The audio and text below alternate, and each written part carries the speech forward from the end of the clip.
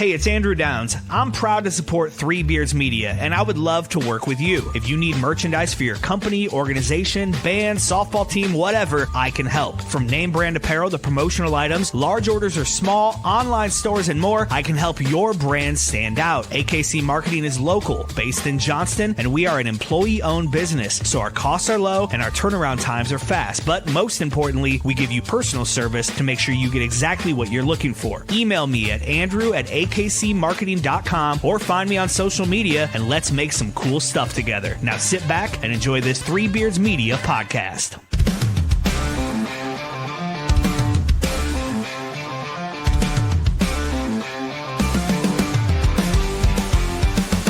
From the top rope, kid and killer roar so loud. Black and gold waving, we're a fearless crowd. Under them lights, the fight burns bright. Greatest team assembled, ready for the fight.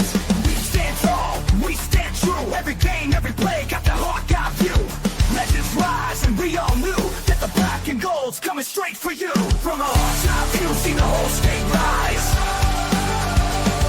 With a heart so strong and fire in our eyes. On the field, on the court, in the stands we shine.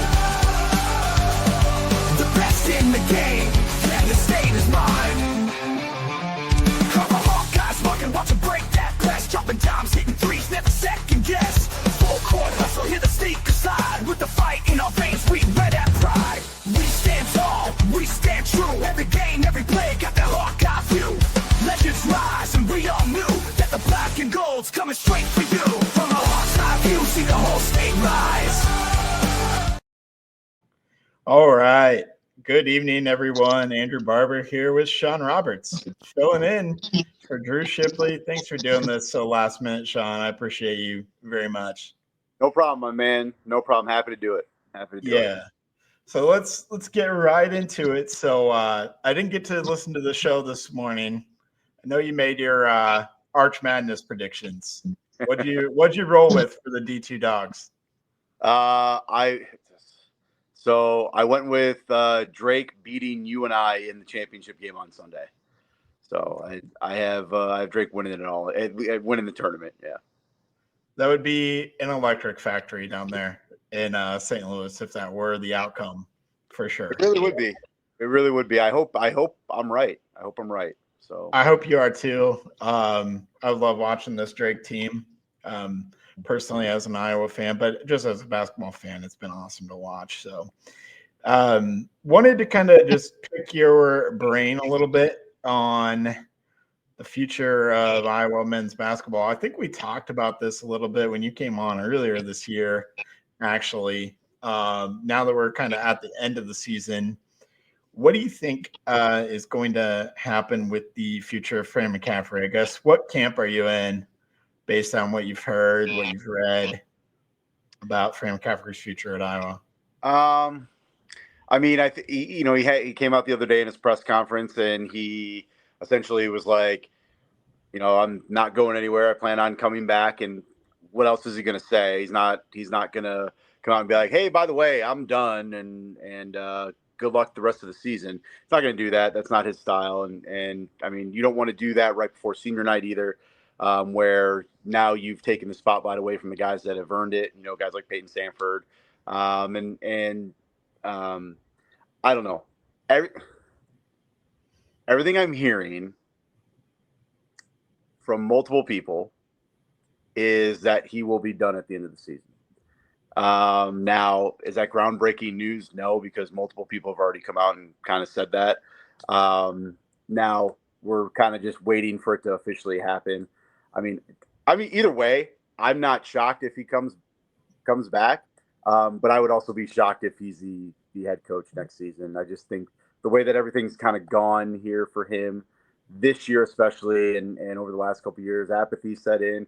I talked to Beth Getz a couple of weeks ago. She notices the attendance and kind of the pulse of the fan base. So I don't think Beth is trying to ignore the fact of what's going on currently with the basketball program. So I would lean that it's probably done.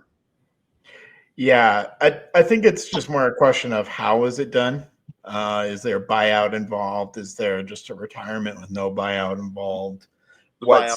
there's a buyout involved. I think it's like $4 million. I think something like that. Mhm. Now, I believe there's a clause in the contract. Lucas and I were talking about this on the show, I think yesterday when we were talking about Fran's comments. I think it's like 1.2 mil a year they could end up doing. And I would completely understand if Fran McCaffrey's like, I'm going to hold you guys to every single penny, for this buyout, because why not, right? Like, who wouldn't? You would probably do it. I would do it, right? If you're going to lose your job and you have the chance to make all your money, you're going to do that. So, there's a lot of factors with this whole thing. You're going to have Fran's buyout. You're going to have to go, depending on who you go after, you're going to probably have a buyout that you're going to have to pay there, along with the fact that you're going to probably have, revenue sharing all come into effect. There's just a lot of things that you're going to have to try and navigate now, and a new contract for that head coach that you bring in too. So like, there's a lot of moving parts to this whole thing. It's going to be interesting to see how it plays out. Yeah, I'm very curious about, like you talked about revenue sharing, how committed Iowa's going to be, what kind of amount are they going to put towards the men's basketball program with the revenue sharing that's coming. How much can they raise with the new coach? I think let's kind of just talk about the new coach possibilities, because I think there's two guys. Both of them have Drake ties. Both of them you've gotten to see plenty of up close and personal with your job being the MC at Drake. DeVries or McCollum, I have flip-flopped back and forth with, like, time and time again with what would be a better option for Iowa if they were to make a change. Where do you stand on the DeVries McCollum thing? Or is it hard for you because you're an employee of Drake? You got to roll with McCollum. It's difficult for me, but it's part of my job. I mean, I have to be able to talk about this stuff, and it's hard for me also because I know both of them quite well. I think Darren's in an interesting situation just for the fact of he just took the West Virginia job last year. He signed a 5-year deal. I don't know necessarily what his buyout would be, but I'm sure it's not cheap. So you have Darren, who now is at year 1 at West Virginia. He's had an okay year at West Virginia. Tucker had some injuries, but he's a winner. He's a winner. He knows how to win. Obviously, Iowa's home. Then you go to the Ben McCollum aspect of things. Now, Ben McCollum is on everyone. The unfortunate thing for me as a Drake guy is, when you have success at Drake, you're everyone's first pick, right? And whether you're a player, whether you're a coach, doesn't matter. If you are good at Drake and you win, and Darren staying as long as he did was incredible in itself. But Ben McCollum's going to be on everyone's top list. It's not just going to be Iowa that's probably calling. It's going to be Indiana. It's going to be every big coaching job that opens up around the country is probably making a phone call. Now, who's to say if he ends up going anywhere? I don't know, right? Like, I don't know. I learned my lesson last year of not getting wrapped up in so much of this stuff and trying to just take everything, game by game and enjoying the moments and stuff. Towards the end of last season with March Madness and being there was just a sense that it was the end of an era. It was in the air. I don't know. It was a weird feeling. It's a feeling I'll never forget feeling in Omaha, and even really kind of in St. Louis a little bit, because the rumors were already starting to fly. I don't know how that is down in St. Louis right now with Coach Ben McCollum and this team. But he's going to be on everyone's. It's not just going to be Iowa calling. I can promise you that. So Right. you better be able to pony up some cash.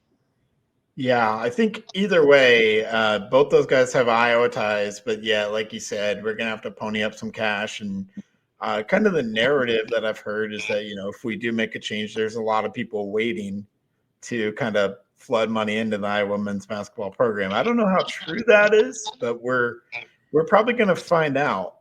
I think if that's true, then for the people that are holding on to that money, like, shame on you.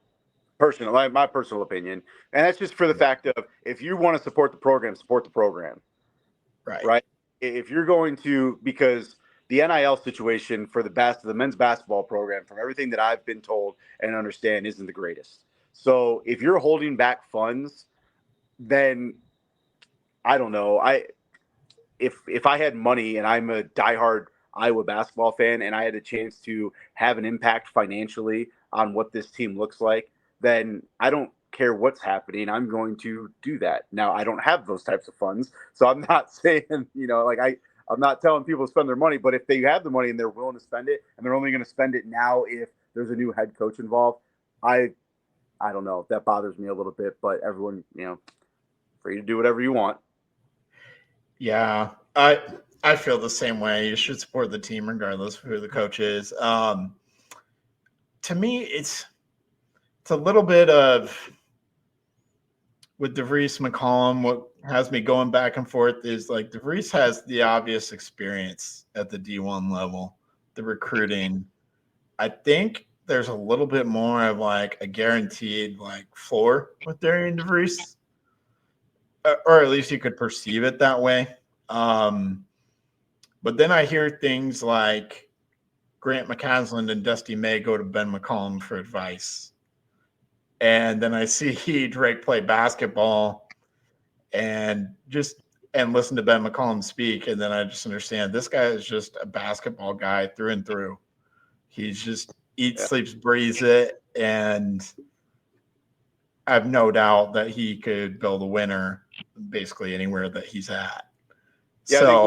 Yeah, I think when you look at, they're both winners. They're both winners, and that's just who they are. Right. That's mentalities. These guys work their ass off, and they can coach their ass off as well, and they can recruit their ass off. And now seeing it with both of them, Darren would be just fine at Iowa. I think he's a proven winner, not only at Drake, but goes this year to West Virginia. Here's the other thing when you talk about Darren DeVries. He wouldn't be coming alone, right? Like he'd be bringing Tucker DeVries with him, who's probably going to get a medical red shirt. He just had shoulder surgery, I think a month or so back. So he's out the rest of the year. He'll get a medical red shirt, and so he'll come back for his last season. And so if you can get a healthy Tucker DeVries and mix in with Darren, that's a great 1-2 combination. That would, I don't know necessarily how electric factory it would be, for Iowa fans, but it definitely would put a jolt in there, right? Like it would definitely put a jolt into the fan base to get behind it. Ben McCollum, man, I didn't know what, as a Drake guy, I didn't know what we were getting outside of reading that the dude just wins. Like he just wins. Like I think he's played or has won like 13 straight conference championships between Division II and now Drake. He's like, it's incredible, right? Like he just wins. Not the 4 national championships. So like you hear all that, and then when he comes to Drake, you're going, okay, well, that was Division II. What are you going to be able to do here? Not that the Valley's like some crazy big time conference, but it's a different level of skill. And would that be able to transfer to Division I? And not only has it transferred, they're 27-3. They're the 1 seed at Arch Madness. They're on the verge of getting an at-large bid. I do think that they should get one and will get one as long as I think they win tomorrow against now Southern Illinois. I think if they can get past Friday, I think their chances of having that large are good, no matter how this ends up going. It's just hard to take away a 28-win team.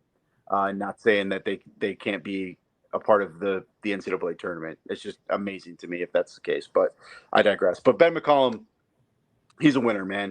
He's a full-on winner. He's going to win it. And you're right. Other coaches around the country go to him to help install what's going on with our offense. Getting advice from a guy that was the head coach at the Division II level, and they're flying him in going, fix this. Like, you know what I mean? So right. He'll be fine no matter what happens. Obviously, I hope he stays great, but he'll be fine no matter where he ends up going. Yeah, and it's not just like any guys that are asking him; it's guys that are well respected, right? Dusty May was the hottest name on the coaching market last year. Grant McCasland was up there when it was his time to go to SEC. So, well respected guys are asking Ben McCollum for advice. So that means something to me as a basketball fan. But Good. Yeah, I think there's no wrong pick between the two. That's kind of where I'm at. It's like either one's a good pick for Iowa if they end up going that way. Now, if they strike out with both of those, I think the situation gets a little bit more dire from there. I think there's good options, but I just don't know if there's any options that would strongly consider Iowa. So, yeah, that's kind of where I'm at. Real quick before you go, I know I want to be respectful of your time. Want to talk a little Iowa women's basketball with you here and maybe get your thoughts on the Iowa women's team. They've had quite the turnaround. They're playing Michigan State tonight. What's your prediction for tonight and the rest of the weekend for the Iowa women? Oh, it's tough. I would like to see them win. I don't know much about. I know this Michigan State team's ranked number 24 in the country, and it's funny that both the men and the women are playing Michigan State this evening. One in the Big Ten tournament, and one's fighting to be in the Big Ten tournament. But I think from the women's front, I think that they have a good chance of winning. I don't know from a prediction standpoint. I mean, either way, they're going to be in the NCAA tournament, and it's just an incredible job by Jane Jensen. You look at this team the last couple months, there were some question marks early on, right? Like, one, I've said this on my show, you're never going to replace Caitlin Clark. That was never going to happen. But being able to get, Lucy Olson in, and from the people that I've talked to, she struggled those first couple months just adapting to everything, a lot of pressure on her, right? And I would say over the last month and a half or so, she's really caught on fire, as we've been able to see, which has helped lead this team down a better path. If they had like 6 in a row at one point. This is a solid Iowa team. Now, how deep they can go in the NCAA tournament, I don't know. I don't think it's going to be a run like we've seen over the last couple seasons with this Iowa women's team. But you know what? You get a couple wins, and for Jane Jensen, you're now, I don't know necessarily if you want to call it rebuilding the program, because they're not rebuilding. They're just they're keeping it where it is, and that's sustained excellence. But I think you get a win or two in the NCAA tournament. I think that's a very successful season. I know maybe Iowa fans are going to look at that and go, no, we got to get to the the Elite Eight or whatever the case is. But I think you have to also be a realist and see not only what that team lost after last season, but also just like there's new philosophy a little bit, right? There's new things happening. I think get a couple wins. That's a really good season for this Iowa women's team. I think Iowa fans should be proud of that. Yeah, that's kind of why the Big Ten tournament's big for them. I think tonight is especially big because they're floating around in that 7-9 territory. I think a win tonight probably puts them closer to 7 rather than 8 or 9 in terms of seeding for the NCAA tournament. And I think you do well to avoid one of the 4-1 seats in the second round matchup on their home floor. So that's why I think tonight's big. And then also Friday night, if they make it that far, they're playing Ohio State, a team that they just went down to the wire with. So when they played Michigan State earlier this year, they went down to the wire, 68-66 loss at Michigan State with 22 turnovers. So that's kind of been the theme. So you predicting a win tonight, Sean? Can we get an official prediction? I'll predict a win tonight. Why not? Right? Let's keep them rolling, and it's always better for me to be able to talk about wins than losses the next day. So I'm all for a win for this Iowa women's team. I think it would be great also on the men's side, get a win on senior night. Because you get a win, you're essentially in the Big Ten tournament, right? And that's what we want, right? We want to see this team at least get a couple more games. So, yeah. So I've read up on that, and I think tonight, in terms of seeding, doesn't actually matter for the Iowa men. I think they actually have to win at Nebraska to guarantee them. Nebraska, they have to beat Nebraska, but if they were able to get this win tonight, it's almost just more of a confidence aspect of things, right? Man. You knock off the number. What is Michigan's out at the 8 in the country? Number 8. 8, yeah. Like you knock off the number 8 team in the country, not only are you setting your seniors off right, but it builds that confidence going into that Nebraska game where you do have to win that to be able to get into the Big Ten tournament. And so, it's just more of because I would tell you this: if they win tonight, I almost essentially, in my mind, am going, okay, they're going to get into the Big Ten tournament because you knock off the number 18 team, the eight team in the country, and you go up against a Nebraska team that just fell the other night to Ohio State, right, in double overtime. I liked Iowa's chances that way, and I also more like I've been able to talk to Peyton Sanford and get to know him a little bit, and I would love for him to and all those seniors on this team, but definitely Peyton, just because I've gotten to know him. I would love for him to be able to continue that career, get in the Big Ten tournament, and just see what happens. Yeah, I mean, that's definitely what we're rooting for here on Hawks Eye View. So we have more to talk about with the men's team, and it doesn't just end abruptly. I also think it's so silly that we aren't at 16 teams for the Big Ten tournament. Why did we cap it at 15? Or, I don't know. I don't really understand the powers that be making those decisions. So, all right. Well, we'll look forward to a good weekend. Sean, if you got to drop, respect you, but we'll go to some of our sponsors and come back. All right, man. I gotta keep going, but anything to plug? Anything to plug before you go? If you listen to me in the morning, I know it's not a Drake podcast. I do have Bennett Sturts joining the show at 7:25 tomorrow. He's the Larry Bird MVC Most Valuable Player of the Year. He will join at 7:25. I had Peyton Sanford earlier today, so if you missed that, go ahead and check it out on the iHeartRadio app. He was awesome. Really good stuff from him. So yeah, that's about it. Everyone have a good night and good weekend. All right. Well, thank you, Sean. Thanks, buddy. Thanks for coming on. Yep. See you later. See you, man. All right. So everybody tune in tomorrow morning to KXNO. Listen to Bennett Sturts and Sean Roberts. Going to take a quick break and hear from some of our sponsors, and then I'll be back. Making great tasting bourbon requires the perfect combination of ingredients, conditions, and time. The longer it rests, the better it tastes. Revelton Distillery's new single barrel bourbon is made from 80% corn, sourced 100% from Iowa farmers. And unlike mass-produced bourbons, each barrel of Revelton's single barrel bourbon is unique, proofed on when it tastes best.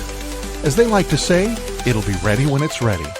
And to ensure the highest standards of quality and flavor, owners Rob and Christy Taylor oversee the production and bottling. Every single barrel. Iowa born, Iowa aged, Iowa bottled.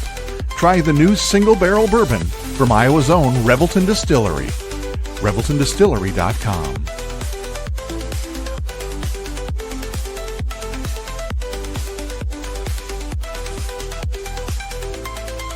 Whether you're buying, selling, or refinancing your home, or if it's simply time to renovate the one you're already living in, you need an experienced mortgage professional to help you analyze your financing options and to make sure the closing goes smoothly. And that's exactly what you get when you call Kyle Lehman at Wintrust Mortgage. Kyle's experience and expertise, coupled with Wintrust's rates and programs, ensures you'll get the mortgage that's right for you. You may even qualify for down payment assistance. Before you reach out to a realtor, call Kyle and get pre-qualified, empowering you to start shopping for the home of your dreams. Call Kyle at 515-473-0546. Kyle Lehman Wintrust Mortgage, 515-473-0546. In 2023, a crack Green Beret named Dan Douglas retired his military command and promptly escaped to a full-time career in real estate. Today, this man is wanted by home buyers and sellers who want to survive the process without spending a fortune. If you have a home to sell or want to buy one, maybe you can hire Dan Douglas at Green Beret Realty. You can find him at greenberetrealty.com. greenberetrealty.com. Thank you to all those sponsors, and thank you to Sean Roberts for coming on this podcast on short notice. As you can see, Sean's one of the good guys in this business, so always happy to have him on. We talked a little bit about the Iowa-Michigan State women's game that's going on tonight. That was a very competitive game earlier this season, and that was all the way back in December. 68-66 loss. As I mentioned, it was Iowa's second loss of the season. And that was kind of when we started to see the turnover issues that Iowa was having. They were really having trouble breaking Michigan State's press that they put on them in that game. I would expect Michigan State to put a press on to try and cause those turnover problems yet again. But I feel like this Iowa women's team is just better prepared for that sort of a thing now. Jan Jensen has really changed some things for this team offensively. She's gone a little bit heavier with the more veteran lineup. At that time, when we played back in December, we were still starting O'Grady. And now we're starting McCabe and putting Stolke at the 5. I think it's a more natural fit there. Fulter is really flourishing at that 4 spot. She has had a wonderful run here in the last few games. Just pulling up some quick stats on Sydney Fulter here.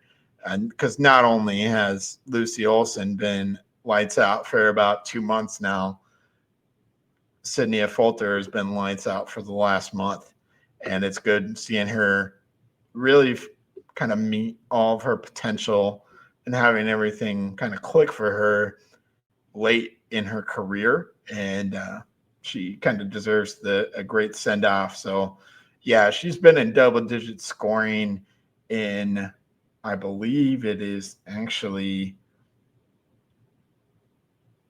8 of the last 9 games. She had the 24-11 at Michigan, but just so consistent scoring-wise, and then also has just been a monster on the board since that game against Nebraska. That's when the double-digit scoring really picked up.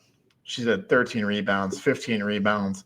Then a game against Minnesota with 14, Rutgers with 14 rebounds, at Ohio State with 15 rebounds, 11 rebounds against UCLA and Michigan. So against some of these bigger teams, she's just kind of gotten to work on the boards.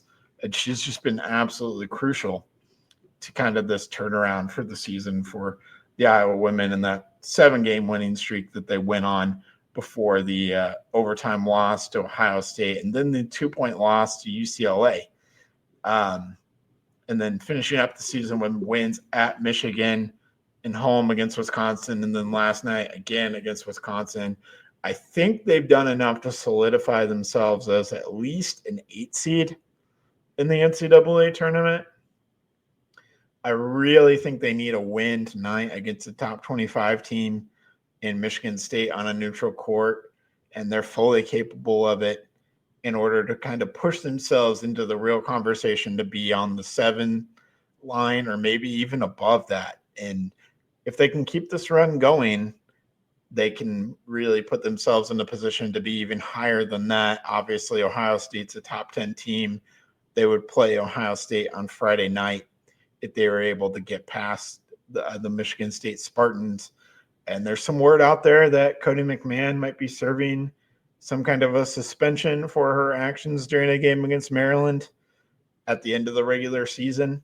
I'm not sure what will come of that, or if that's true, if that's just a rumor that's floating out there. But Cody McMahon has been a killer to this Iowa team over the past couple of years. And facing an Ohio State team without Cody McMahon, I think that would be advantage Iowa there. Like Sean said, Lucy Olson has been balling out. She's been the player that we all really kind of expected for the past 2 months.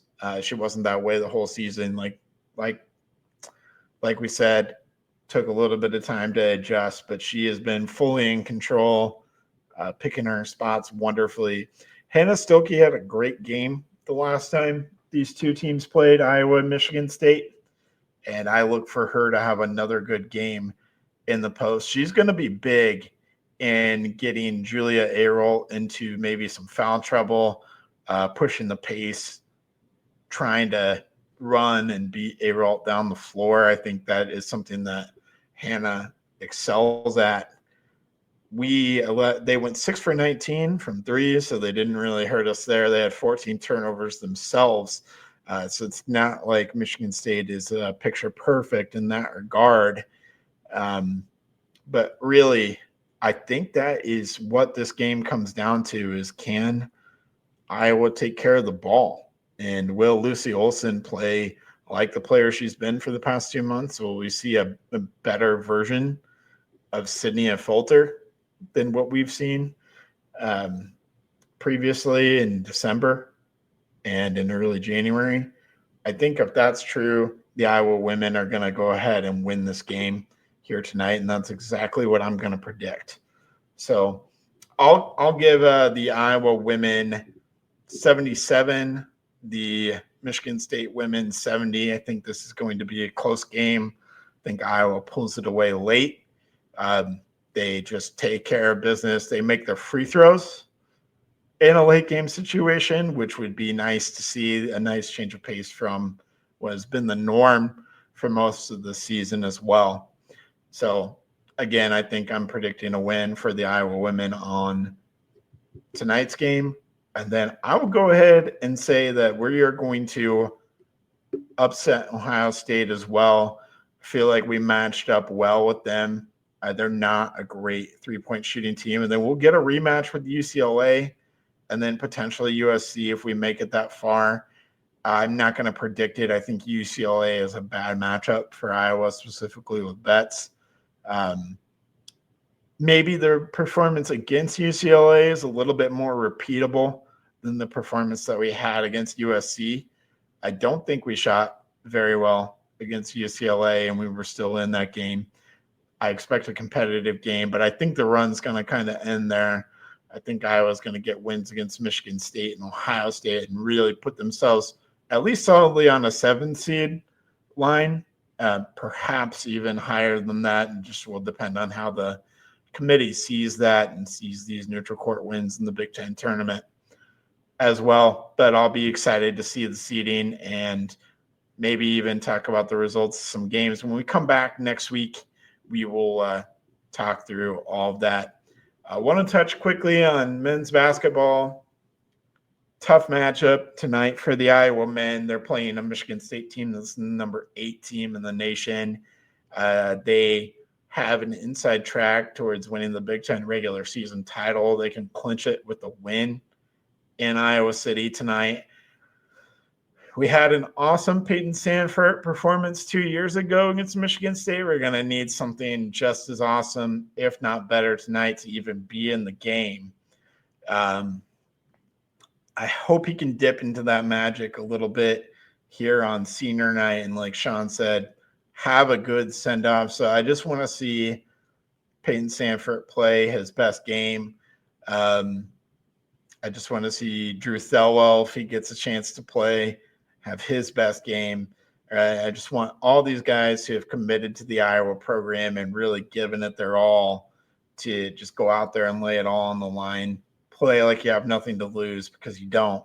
But that being said, you're playing a team that's a second weekend type of team here, a Sweet 16 and beyond type of team with Izzo. And nobody really expected this from them before the season started. They thought maybe they'd be in the conversation to be in the top 4 or 5 in the Big Ten, but nobody saw Michigan State winning the Big Ten regular season outright, which they have a chance to do. Jace Richardson has really come on as a freshman for them. He's been huge. Trey Holloman has been playing better as of late. I really like what they have down low with Kohler, Cooper, Zapara. It's just so tough for Iowa in these games with multiple bigs without Owen Freeman. They're going to have their hands full with that Cooper, Kohler, Zapara trio. And then you can bring Cohen Carr off the bench as well. And this Michigan State team loves to run up and down. This Iowa team loves to run up and down. So one thing that I do know is there's going to be some points in this game tonight. I think the over-under was set at 154.5 points. I don't know why it was so low. I think this game's ending in the 80s, maybe even the 90s, because both these teams really want to push the pace, get the ball right out of the basket, go up and down. I just don't think that Iowa has the depth and the depth that keeps positions specifically inside to kind of hang with the Spartans. in this one. So I am going to predict a Michigan State win. And I think it'll be something like 92 to 85. I think Iowa hangs tough. They play some of their best offensive basketball, but defensively, I just don't see how Iowa has answers for Michigan State. If they do, they're going to need probably the game of their lives from Evan Bronze and Riley Mulvey. Maybe even see a little bit of Tajo tonight, and Traore is going to have to be big on the boards as well. Dembele, I don't know. I just don't see it. Those guys have tough matchup against that trio that I mentioned. And then also just the guard play for Michigan State. They have Jeremy Fears as well, Jay Nakins, who I didn't even mention. They're just so deep at so many different spots. Izzo has one of his better teams, a team that I think is fully capable of playing in the Final Four in Dallas, I believe, and maybe even beyond. I'm not going to pick it, but they have the potential. The one weakness maybe that they do have is three-point shooting. That's not a calling card of theirs, but we've seen them get hot in some games from three, and if they do, that essentially locks down the game for them. So, again, a tall task for this Iowa team against Michigan State at home. If it comes to fruition that they don't beat Michigan State, then it's an all-out battle between Iowa and Nebraska for who's in the Big Ten tournament, who's out of the Big Ten tournament, and that game is at Nebraska. If you'll remember, Iowa was down big at home in Iowa City against Nebraska. Peyton Sanford dropped 30 in the second half. Iowa won that game. Barely, but they pulled it out. They won that game. They're going to Nebraska's arena. Why am I blanking on the name of their arena right now? Tough place to play.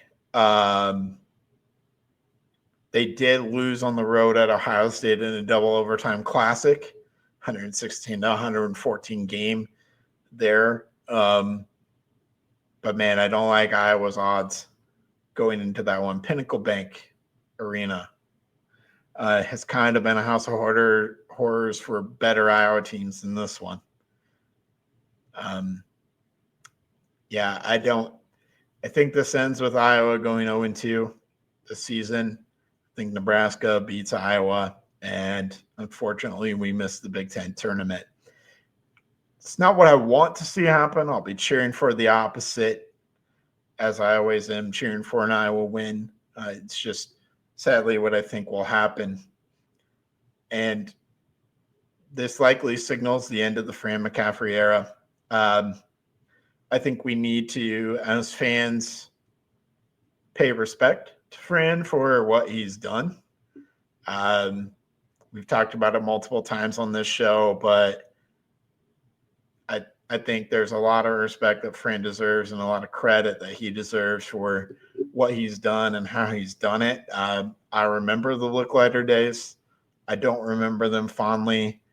I don't ever want to go back there. I think Fran's put Iowa in a position, even now with this season being the way that it is and last season being what it was, missing the NCAA tournament in back-to-back years. Now, still in a position where we're not anywhere close to the Licklider days of Iowa basketball. I really am excited about the opportunities, the possibilities for the next head coach of Iowa. We'll have to see what comes. I think there's two clear options. If you, for some reason, strike out on both of those options, the other options I think are Chris Jans. Probably a great option. And then from there, it gets a little bit murkier. I'm just guessing at names.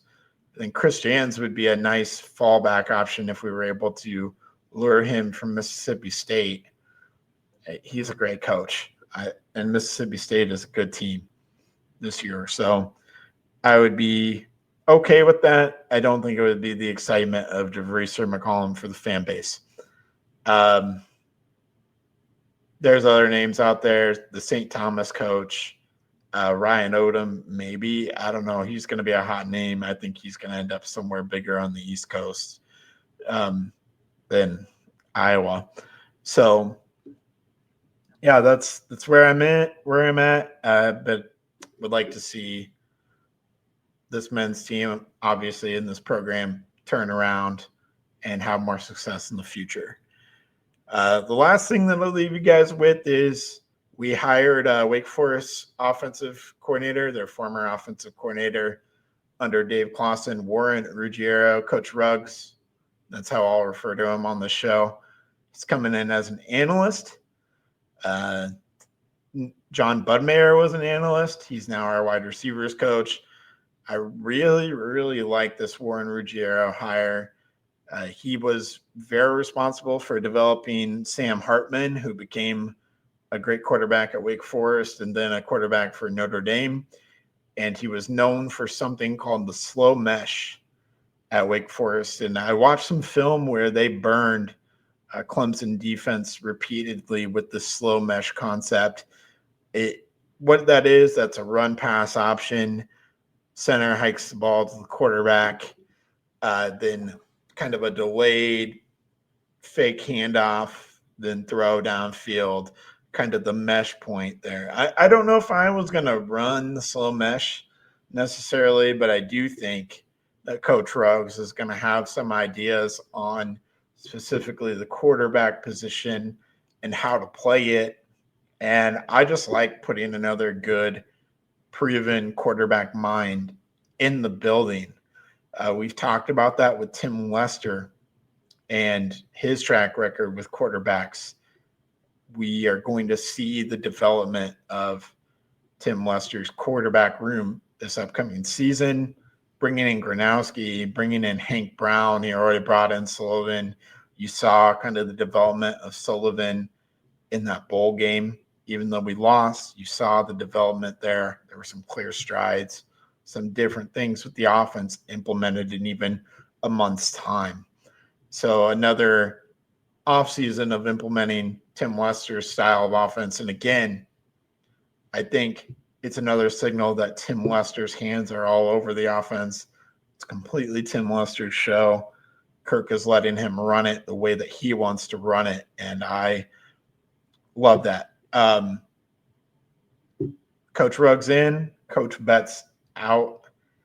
Tough loss for the Iowa coaching staff there. He had deep ties in Florida.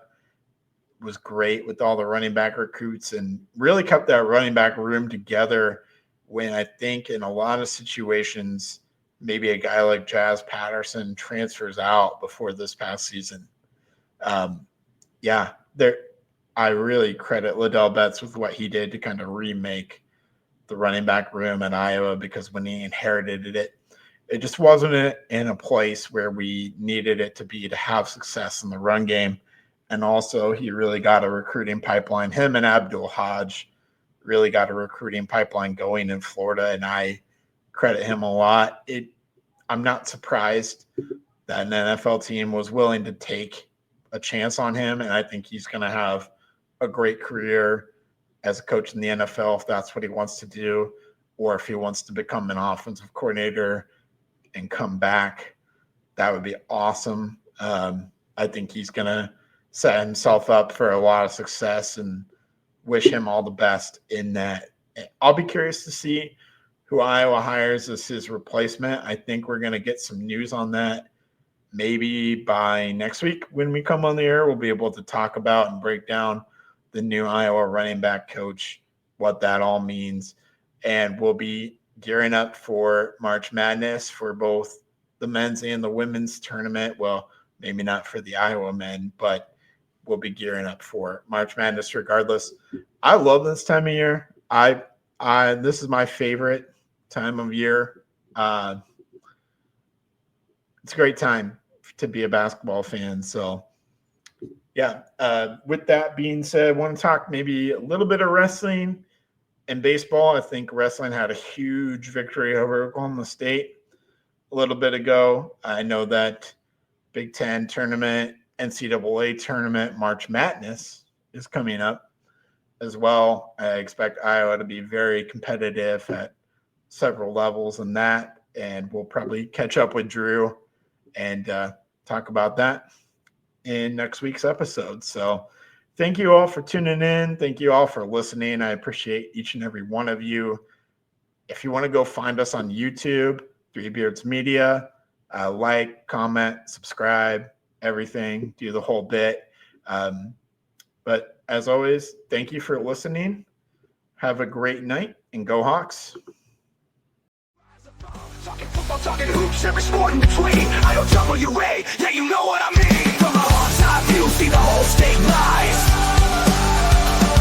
With a heart so strong and fire in our eyes. On the field, on the court, in the stands we shine. The best in the game, yeah, the state.